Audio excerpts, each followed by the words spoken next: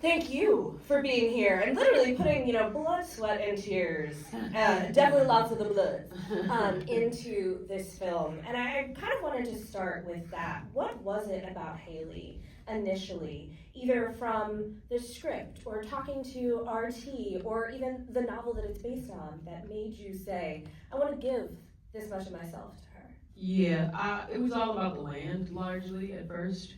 And having that conversation, he did the, divine little sweet thing and sending a letter and when the script was sent and, life was going in a certain particular way, but this came during the strikes. And so we shot on a waiver and, it's just, spirit moved and made way for it to happen. But I was really connected to the family being on the land. I was digging into my own family's, my own history of being on my grandparents' land and going in the summers and doing the thing in the garden and like no streetlights in the country, guys. You're just living in the dark. And so the connectivity to being in that kind of forest woodsy dynamic was really just something that spoke to me at the time, in conjunction with the family drama of it all.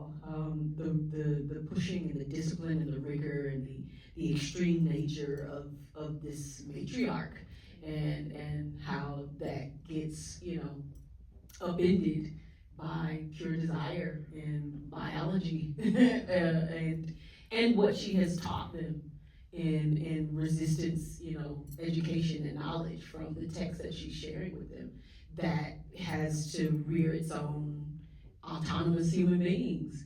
And so I thought that was really connective and something indicative of multiple generations. There always comes a time where there's this contention, and so what happens as a result of it. So, I mean, yes, that thing of, we've seen you play a mother before a few times, of course. Just a couple. Even actually recently. It's dynamic, though. It is. But in that it is different. In that, yeah. Well, let's talk about, yes, that difference in this relationship between Hailey and Manny. And, we get a chance throughout the film to understand more of their backstory, the idea that she wasn't there at a certain time because she was off doing her military service. What was it like for the two of y'all as actors also to find those points of tension and contention? Yeah, I mean, it was fun. I am the sole stranger coming into Canadian land to do this film. I had about maybe two and a half weeks to jump on and get myself prepared for it. Really working with just the knowledge and the skills that I have had because it moved that fast. You didn't know whether you were going to get a waiver or not or when it would come through. And we shot in the north of Canada in Toronto. Well, 3 hours north of Toronto in Sudbury. So we're talking about the Aurora Borealis comes out at night. I didn't get to see it because I had to go to bed because I had to shoot tomorrow. But other people did, and it's just a divine, cosmic thing to happen. So it's just locating you in that space. And Katem and I, along with the entirety of the cast, we're just focused on building that artist family. You say yes and or and ... right? Because you have to.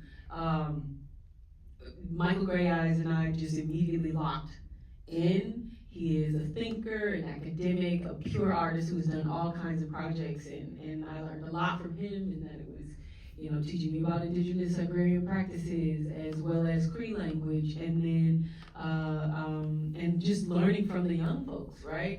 I am enamored by them, and Hailey, who played Cookie, it was her first project, respecting young folks as the autonomous actors that they are, and just them coming with their own fresh ideas and having that conversation with RT, and that's just what we had to work with, as well as working with the stunt crew to really refine the military aspects of it, and just pouring in fun, Okay, so you said 2.5 weeks really once things got rolling. So are you telling me that you came already with them gun-toting skills? You were. You don't see these gun. I literally do see them. Yeah, I mean, I move with a particular ongoing practice of physicality with the body. Dance is my first medium, and so you always want to be ready in a certain kind of way. I think I might have been training a little bit with my trainer in preparation for some of the work and the movement, right? Because like the first couple of days is just me toting a gun, over long distances. I'm like, great, thanks, RT. I appreciate you for dropping me in hardcore. But yeah, at the end of the day, I think it's about being constantly flexible and ready for and agile for whatever's coming. At the end of the day, we're coming to open field, open land, and working in the forest and working in these raw spaces and production design created them to look really dystopic. Obviously, this is a literal fight for survival, but did you, Danielle, have fun getting into that action mode? Because this is quite intense in the action. It's sweet, I thought. No, I enjoy it deeply. I do. I mean, at the end of the day, I think that she has all kinds of colors. This is a different exploration of what maternity, of what motherhood looks like. There's been the till, there's been the piano lesson and other things in between, but this is, or Woman in the Yard. I don't think motherhood is always sweet and adoring and all of that. We have all of our facets. So motherhood has it, Black womanhood, Black motherhood has it, and I'm keen on showing the full spectrum. And I think that's indicative of so much of the experience of Hailey, right? She is an adoring, loving partner in a very agape kind of way, who's balancing the masculine and the feminine with her partner in Galen, right? They're switching off on who leads with and the style of parenting. She has a reverence for history that's shown in the way that they share with the children and the storytelling that she's given to them. She can be playful, she can be all these things, but she is deeply aware of the survival knowledge and practice that they need. And so that may make her a little challenging and presumably not kind or lovable in some kinds of ways, but bump that. She's doing what she has to do for the wellness of her family. I thought that was probably the most striking part of Hailey, is that idea that, because she is so capable and, can handle herself in this way and is at times, a little more stoic or gruff, but we still do explore that she is loved and desired, and that she has all of this feminine within her as well. And I feel like at other times it could have been very in a box. Tell me about with RT, how you all made sure that Hailey got to be this fully rounded woman. Yeah, we were all along the way talking it through, because that's what you have when you're in an indie film dynamic the way we were. Just locating where she's coming from. What history is she aware of? She is a Southern woman. Okay, cool. What is that knowledge? What is that sexuality? What is the history that she's carrying with her, moving through the American South up to the Canadian to the region, and it being a person whose father was a religious practitioner.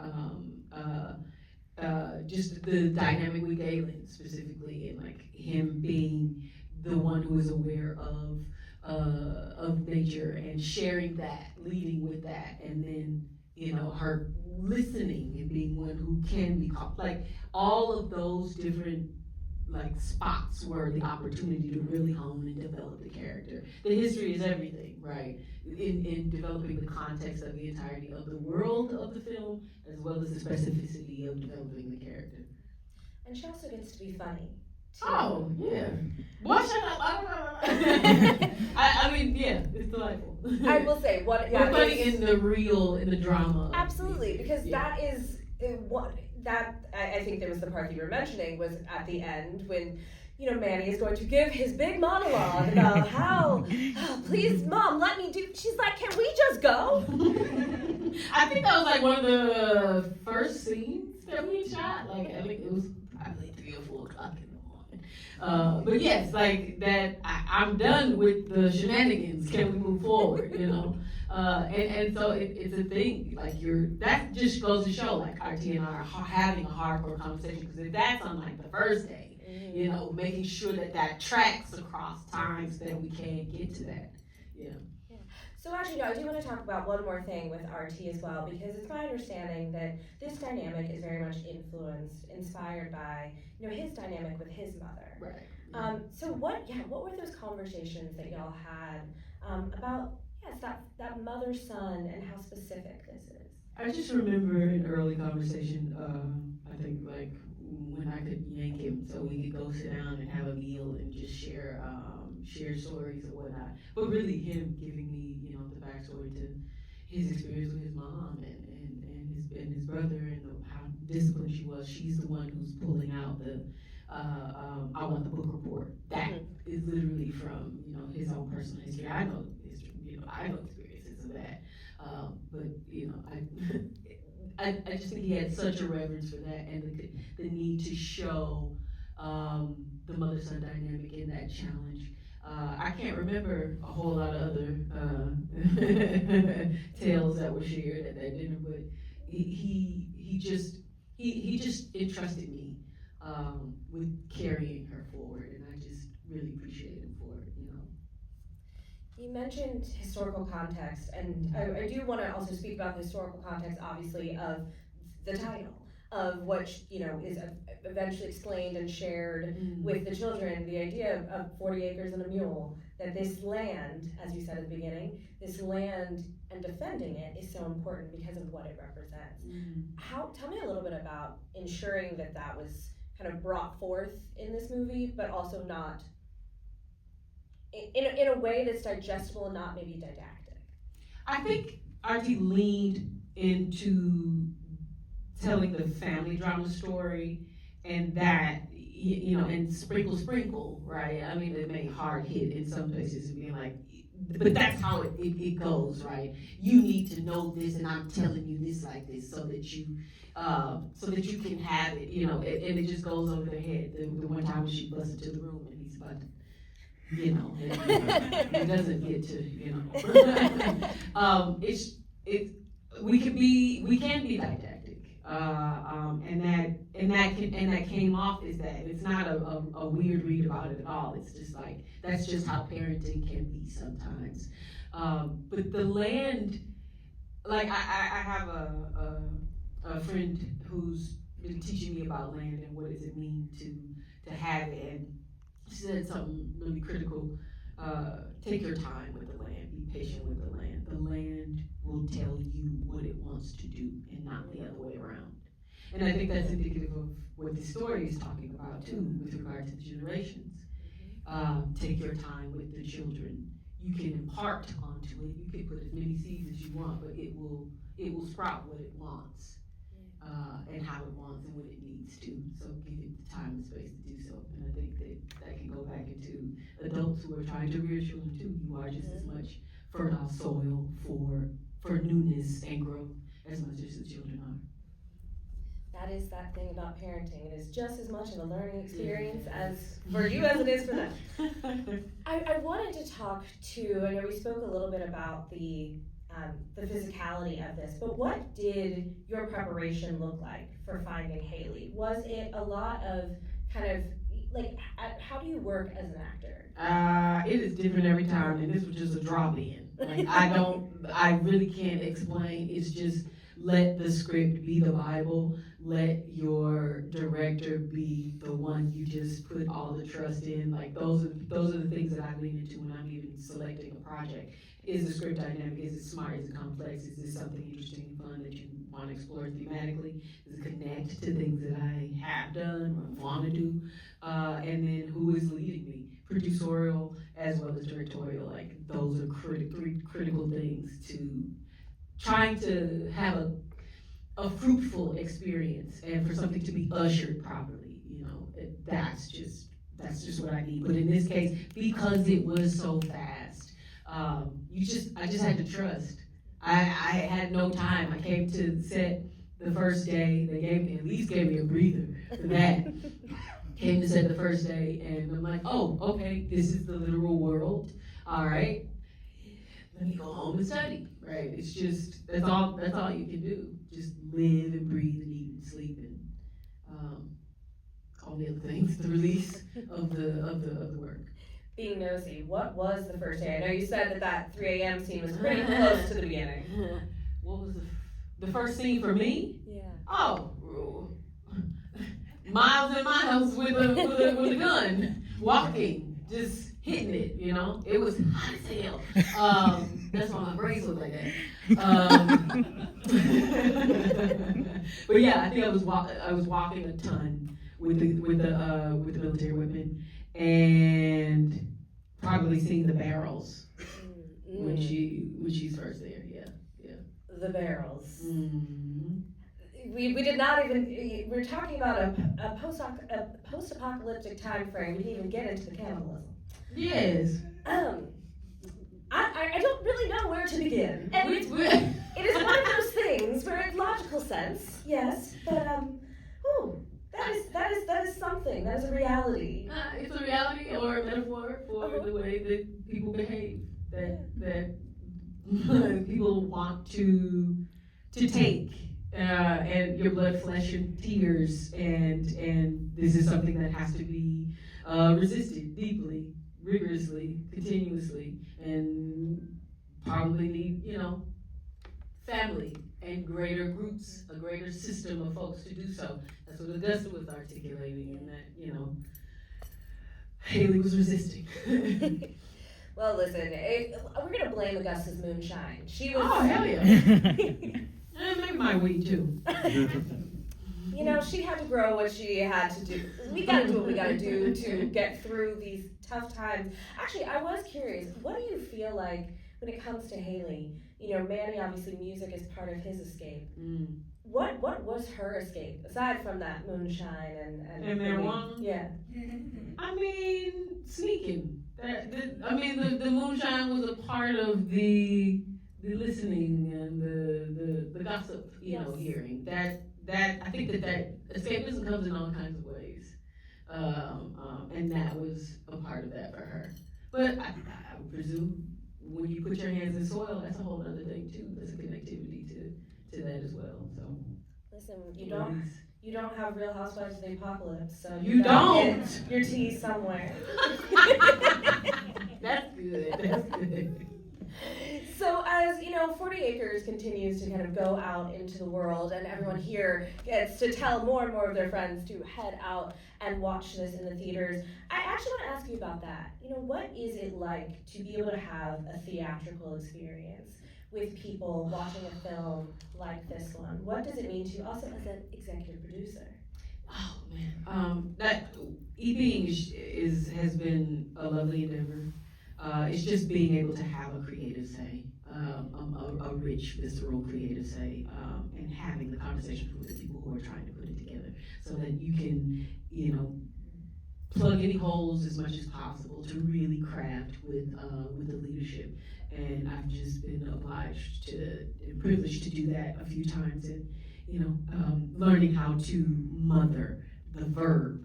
A project. That's what for me, a producer does, and that's what I'm trying to do continuously. So happy to do that at every juncture I can.